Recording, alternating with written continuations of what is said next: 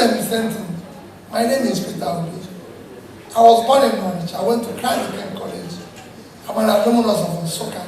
And I've said everywhere, I've been an alumnus of Oxford, Cambridge, and you can check the records.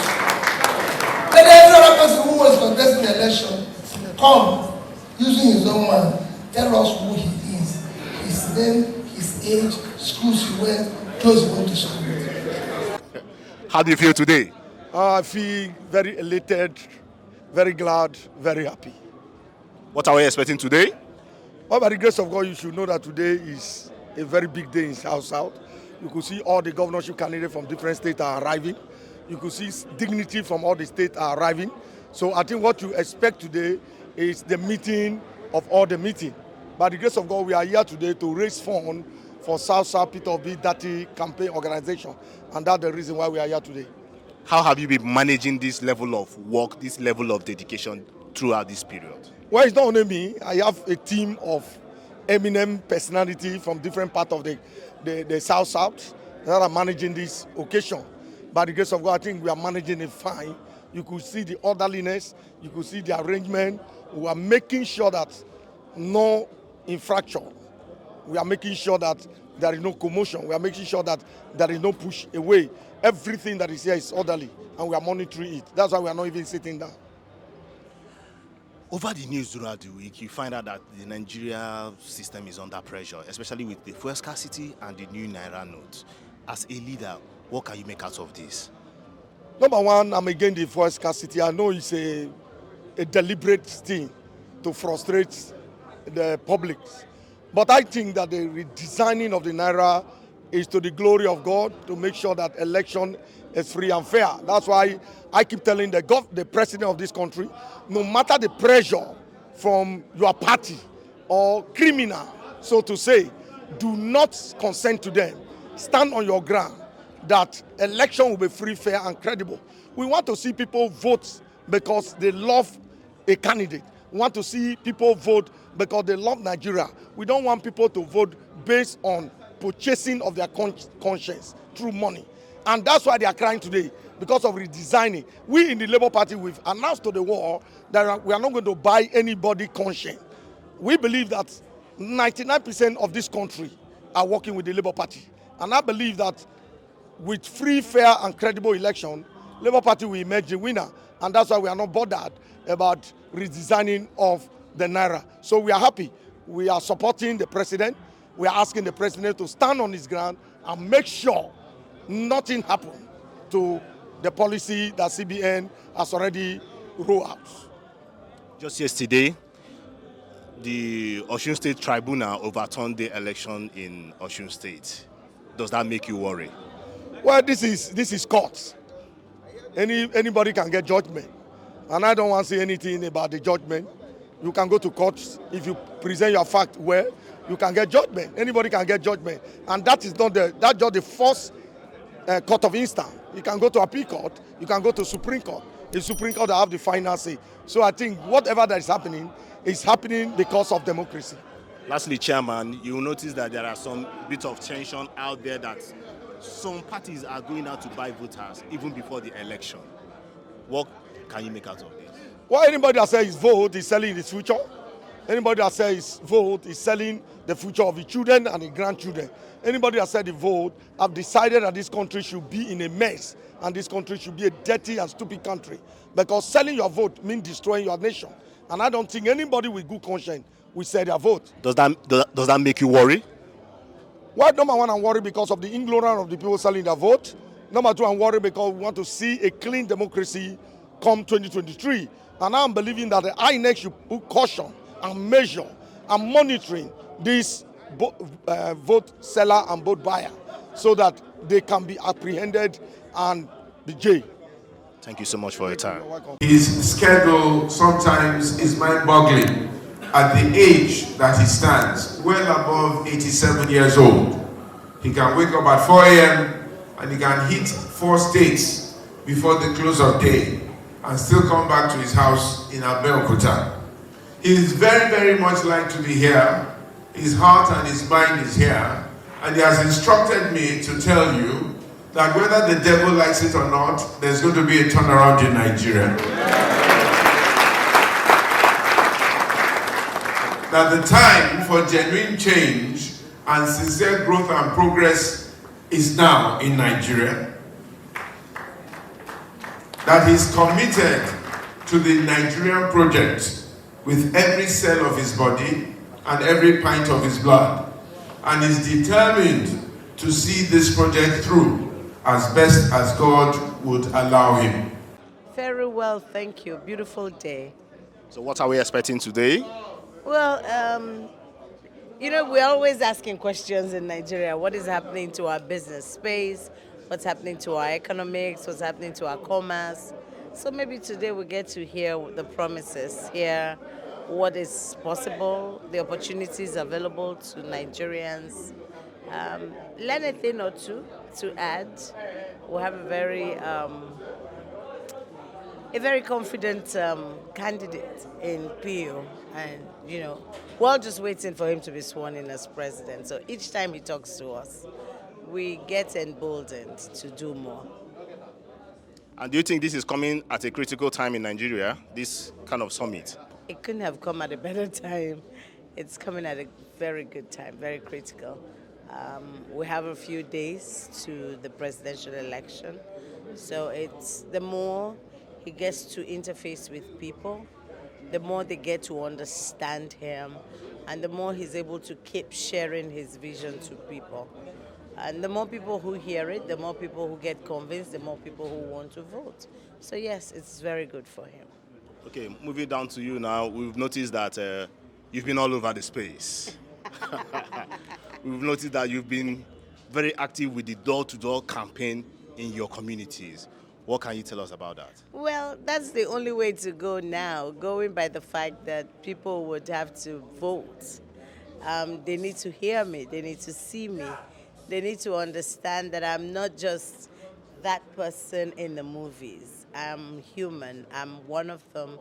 I feel what they feel, and so my needs are the same as their needs, and that we all can look at it constructively within a safe space and discuss the things that we can do to get it right. So most times when you see me do door-to-door, it's actually getting to sample also the opinion of the people that I'm going to be representing, getting to understand them and their needs better. You would always hear a constituency project. Constituency project is usually what the constituency needs, not what you, the representative, wants to offer. So each time a representative only does what the representative wants to do, the people don't care much. They need to be part of that decision of what is given to them. So when I do door-to-door is to arrive at something that we all agree upon and we all can use. Okay, Mommy, lastly, there's a bit of tension in the country just from the news of yesterday that the Osun State governor has some, let's say, bad time with the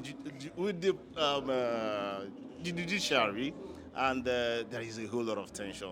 What can you make out of that? There should be tension because the Osun election gave a lot of us hope.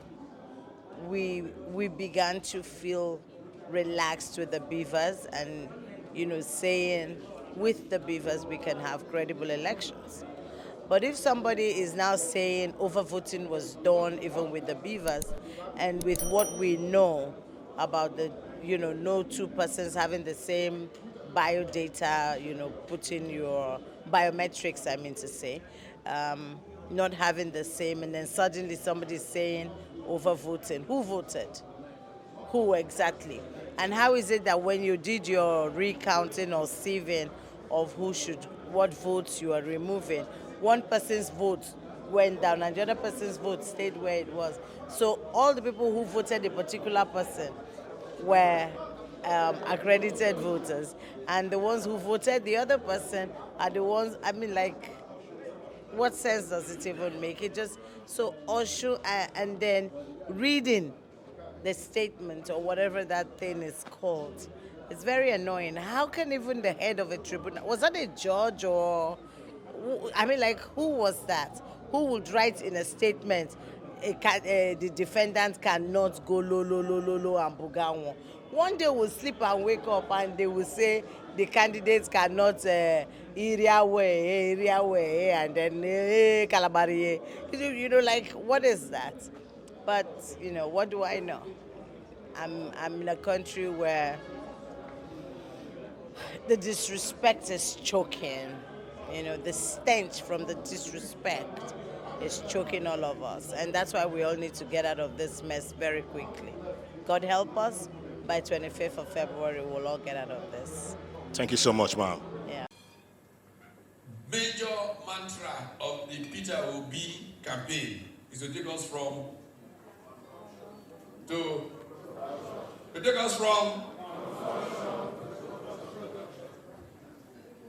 in those days, Nigeria started out with production.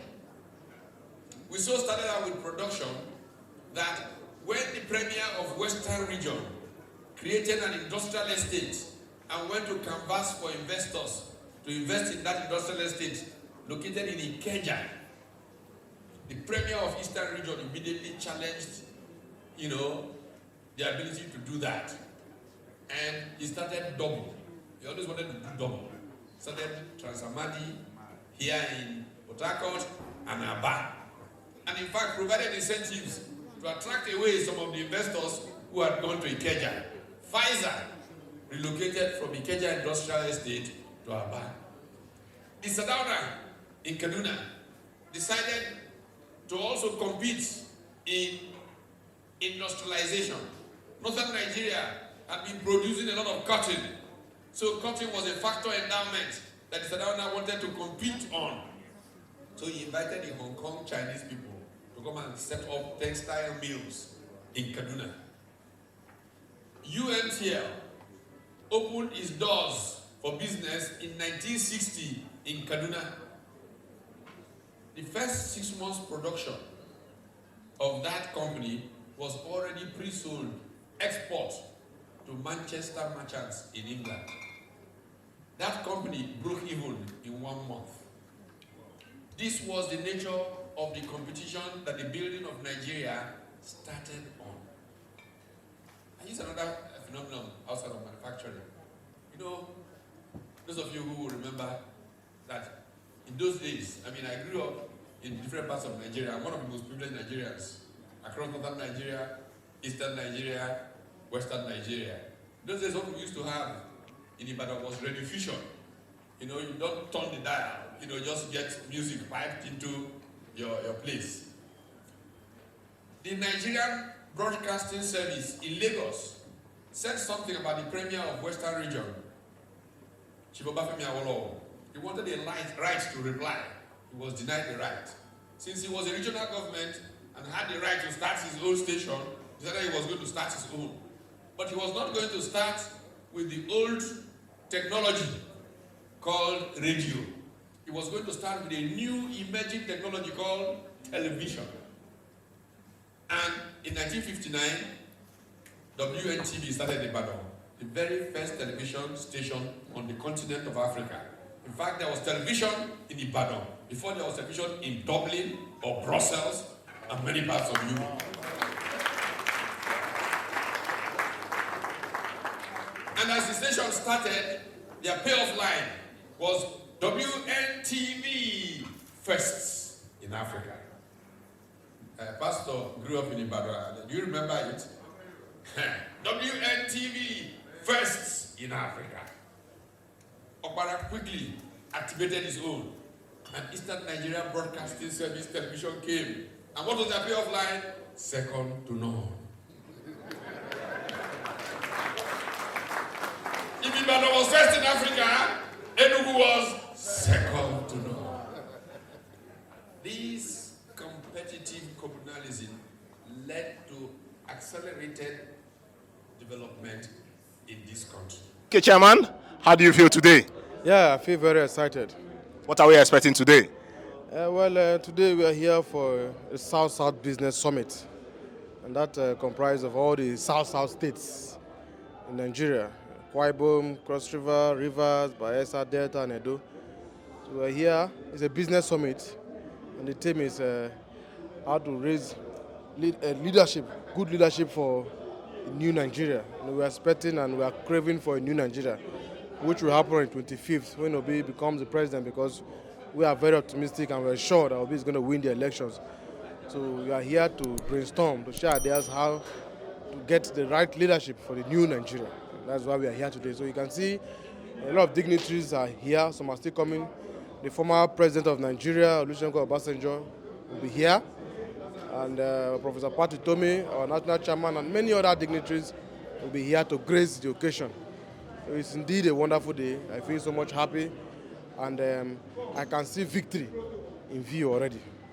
So can you tell the public what is the secret behind this movement in Rivers State and South?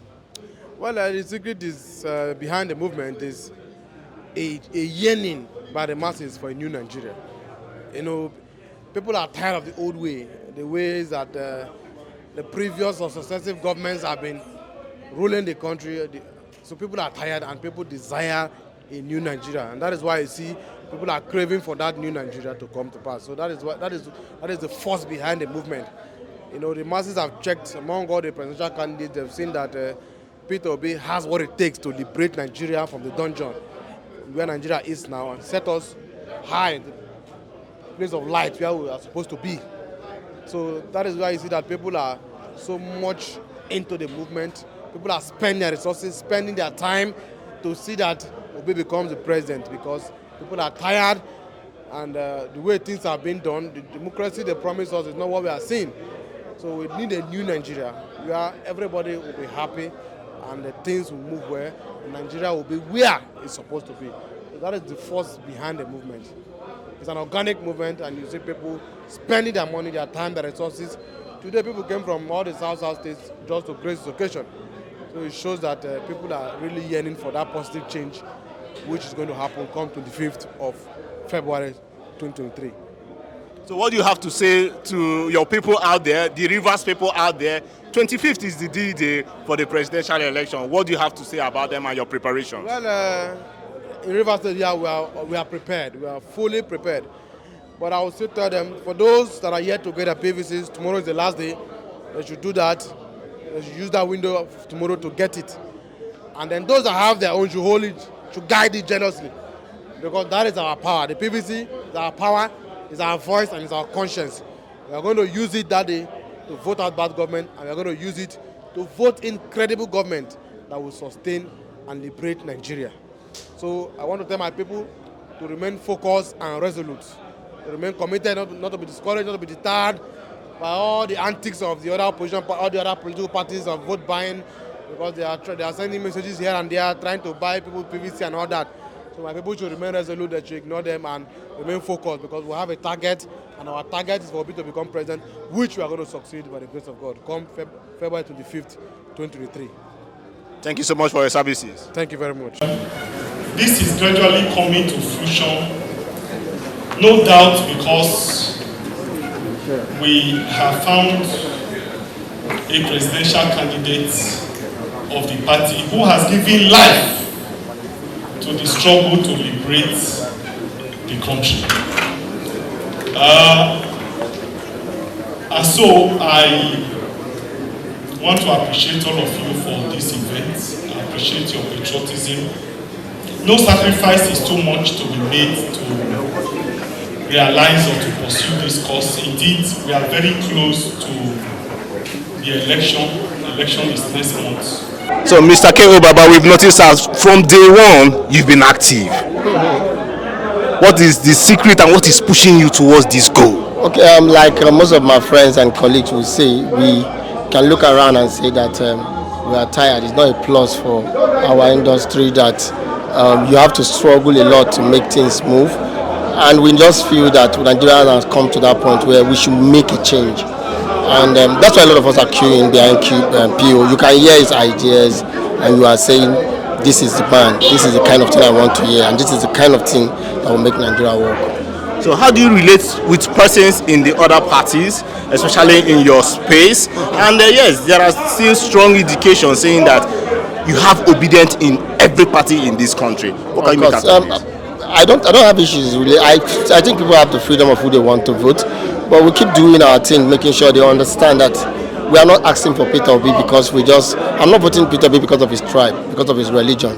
I have mentioned people like Babangida, Zulu, people like Sheyi Makinde. These are some of the people we keep telling people if they want to contest election despite their tribe, we will still queue behind them. So when I meet people from the other party, I always I want to hear their reasons, and I want to give them my reason, and I want to tell them I am convinced that my candidate is the best. I was governor of Anambra State for 8 years, and I saw people go there and verify whether their money is missing.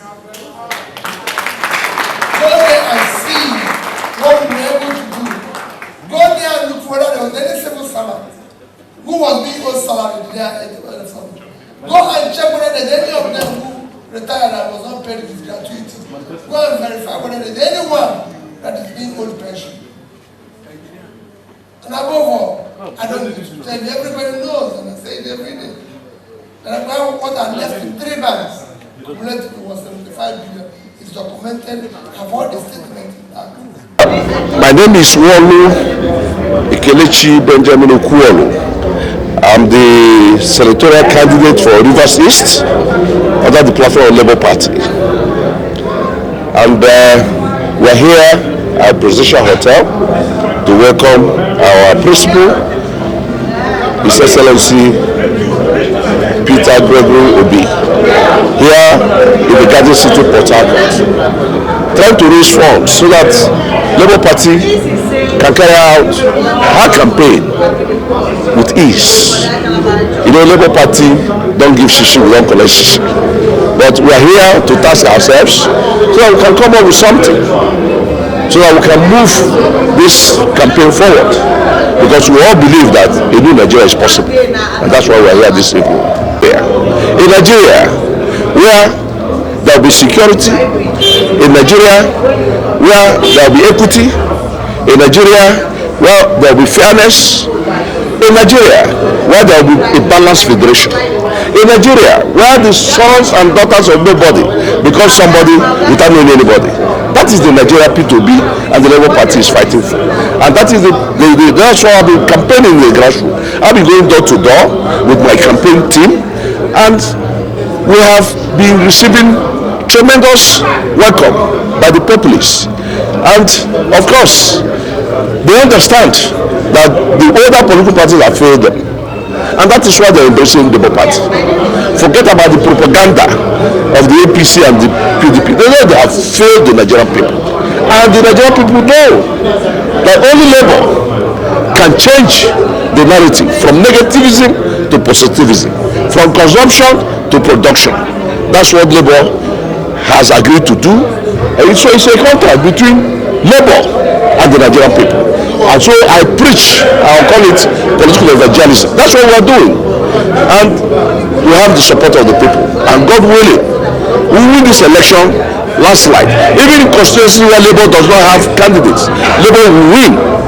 But those who are planning to rig election, they should know that their times are up. Because the obedient movement, the people of Nigeria will protect their votes.